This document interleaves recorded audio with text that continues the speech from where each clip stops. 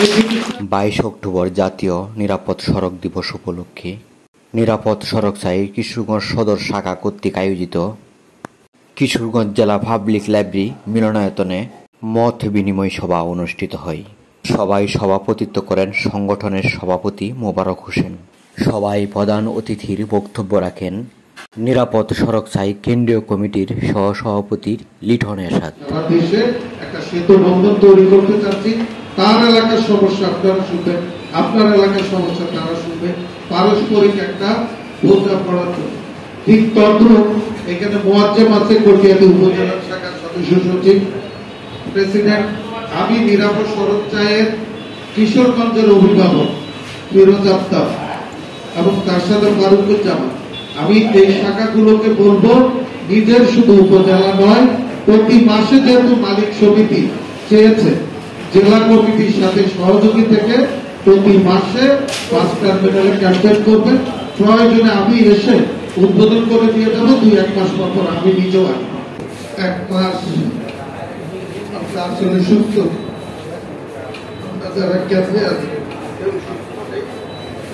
এই একটি মাস এই মানুষটি অক্টোবরের 1 তারিখে যাত্রা শুরু করেন, 31 তারিখে ঢাকা থেকে যাত্রা শুরু করেন পঞ্চগড়ের উদ্দেশ্যে। পঞ্চগড় থেকে চিটাগং, চিটাগং থেকে বরিশাল, তারপর আবার ঢাকা। এই একটি মাস তিনি কিন্তু রাস্তায় থাকেন মানুষের মাঝে।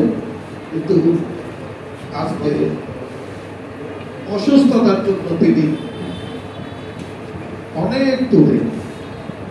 আমরা যদি আমাদের হৃদয় থেকে তার জন্য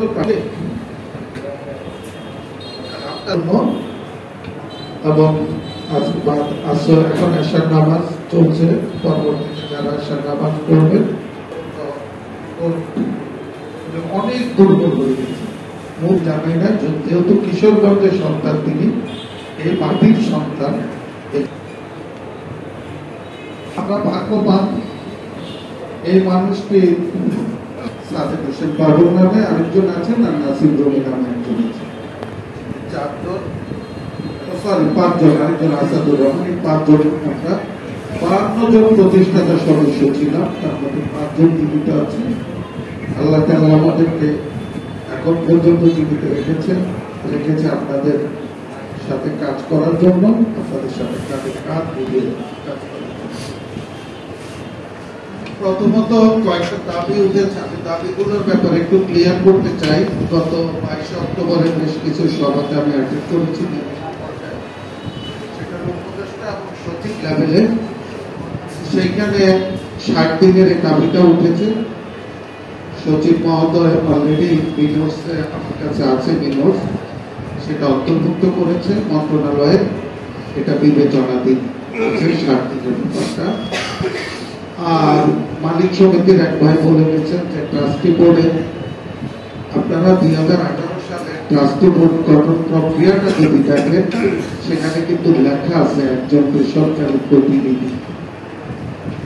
সেই প্রতিনিধিটা নির্ধারণ করবে লোকাল সচেতন সমাজ, যারা লোকালি সামাজিক দায়িত্বগুলো পালন করে।